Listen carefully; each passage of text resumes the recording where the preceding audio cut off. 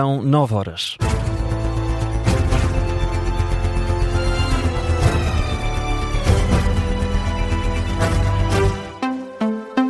As notícias com o João Gama. Joaquim Miranda Sarmento e outros 4 ministros das Finanças da União Europeia pedem um imposto sobre lucros extraordinários das empresas do setor energético. Isto é resposta ao aumento do preço dos combustíveis devido à guerra no Irão. É uma notícia da Reuters que cita uma carta dos ministros enviada à Comissão Europeia ontem, sexta-feira. A carta foi consultada pela agência de notícias hoje, sábado, que revela apenas que é assinada pelos ministros das Finanças de 5 países: Portugal, Espanha, Áustria, Alemanha e Itália. Defendem os governantes que a medida poderia ser interpretada como um sinal de união da Europa e da capacidade de responder a esta crise. O objetivo seria passar uma mensagem clara às empresas que estão a lucrar com as consequências da guerra, que devem fazer a sua parte para ajudar os contribuintes europeus.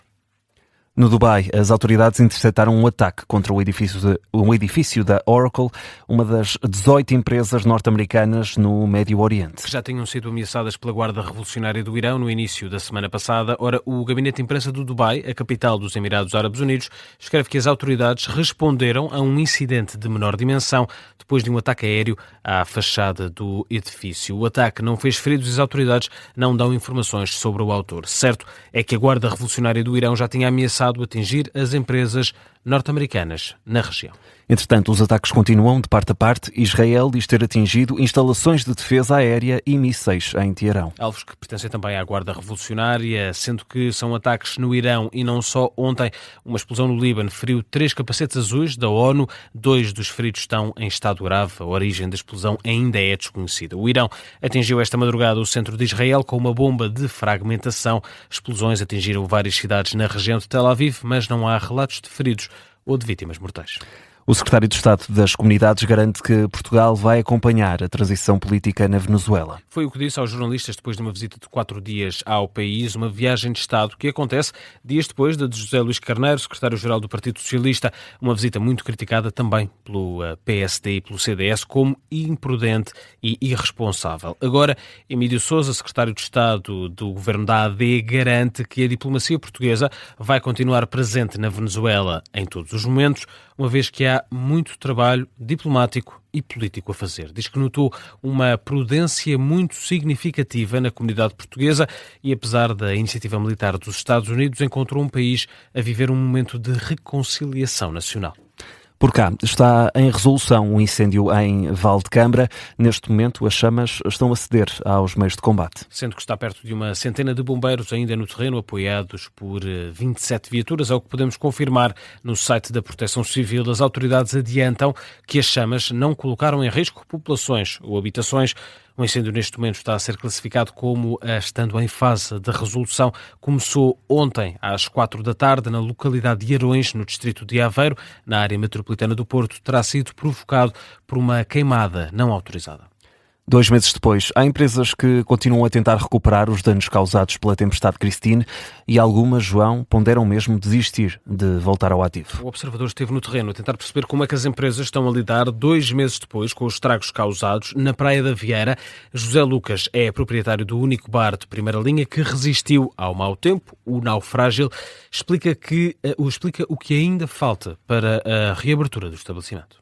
Nós tentámos recuperar e conseguimos o mais rápido possível para dar aos clientes mais comodidade.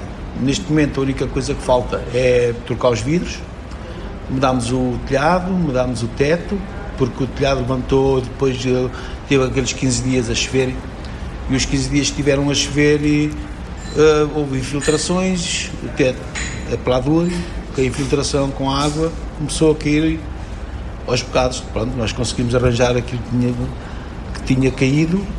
José Lucas é um dos empresários ouvidos pelo Observador que passou esta sexta-feira na região de Leiria a fazer precisamente um balanço dos danos causados pelo mau tempo no início do ano. Reportagens assinadas pela jornalista Marina Ferreira, que pode ler com mais detalhe em observador.pt. Hoje é sábado, dia 4 de abril, véspera de domingo de Páscoa. A data é assinalada por uma missa de vigília pascal na Basílica de São Pedro, João. Celebrada pelo Papa Leão XIV às 9 da noite, hora local, 8 da noite em Lisboa, precisamente onde o cardeal patriarca de Lisboa vai presidir a mesma vigília na capital portuguesa, na sede de Lisboa, quando forem 9h30 da noite. Sendo que amanhã o Papa Leão XIV vai também presidir as celebrações do Domingo de Páscoa, que começam bem mais cedo. A missa está marcada para as 10 da manhã, hora de Roma. E em final de mandato, o líder dos jesuítas em Portugal denuncia a tentação dos radicalismos na fé e na política. O padre Miguel Almeida vai terminar o mandato como líder provincial da Companhia de Jesus ao fim de 6 anos. Em entrevista ao Observador, o sacerdote jesuíta acredita que a Igreja deve fazer política e que deve estar atenta a partidos que se colam de forma errada ao discurso da Igreja Católica. Todos nós sentimos falta de gente para trabalhar aquilo que a grande maioria dos portugueses não quer fazer. E por isso, no fundo, o que há aqui, claro que há uma preocupação grande, para mim, a colagem de uma ideologia política ou de um partido político ao Evangelho como se fosse seu e como se tivesse a verdade absoluta, e nem ao Evangelho, ao cristianismo, acho que é muito problemático. Declarações de Padre Almeida. Ao longo dos últimos anos, a Igreja Católica perdeu o único Papa jesuíta, o Papa Francisco. Miguel Andrade defende que a instituição religiosa não deve andar de costas voltadas para a cultura contemporânea e alerta para um possível passo atrás. Que se vá buscar essa segurança ao antigamente, porque antigamente afinal é que era bom, porque a estrutura da Igreja era forte, porque tinha fronteiras fortes, e se estás dentro, aceitas as regras, se estás fora, é um problema teu. Pronto, isso depois tem a ver com a liturgia, como é que se leva a liturgia, tem a ver como é que os padres se vestem, tem a ver, outra vez, se afastam ou não se afastam do povo, tem a ver com uma certa emergência, outra vez, num certo clericalismo. Eu acho que não é por aí a resposta, claramente, mas de facto, parece-me estar a ressurgir alguma tentativa de resposta por esse lado. Miguel Almeida, entrevistado aqui no Observador, num balanço de final de mandato, o líder provincial da Companhia de Jesus considera que os casos dos abusos na Igreja também dificultaram os trabalhos nos últimos 6 anos. Uma entrevista conduzida pelo jornalista João Francisco Gomes, que está a esta hora em manchete no site do Observador e que vai poder ouvir esta tarde aqui na Rádio Observador, logo depois do Jornal das 3. Vamos ao desporto. Jornada 28 do campeonato em andamento.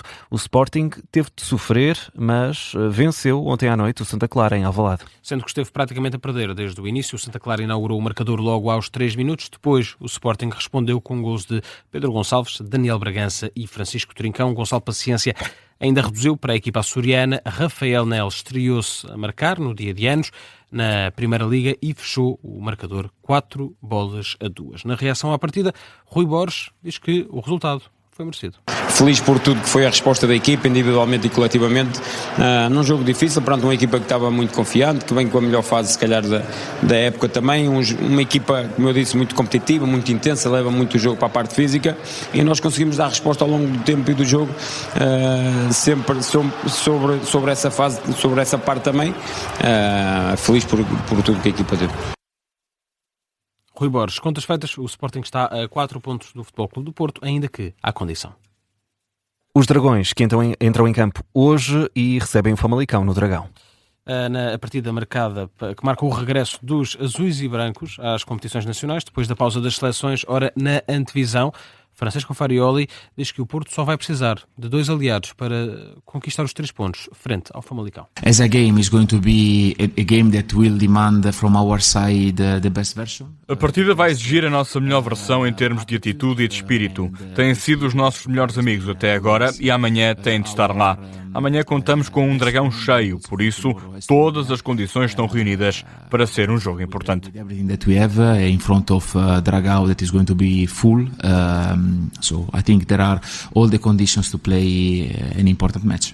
Diogo Costa e Rodrigo Moura estão nas contas do técnico Francesco Farioli. Este Futebol Clube do Porto, Famalicão, joga-se hoje, quando forem 8h30 da noite. E conta com a emissão especial aqui na Rádio Observador. O relato e a análise é pouco depois das 8h15. É o ponto final nesta edição das 9 com o João Gama.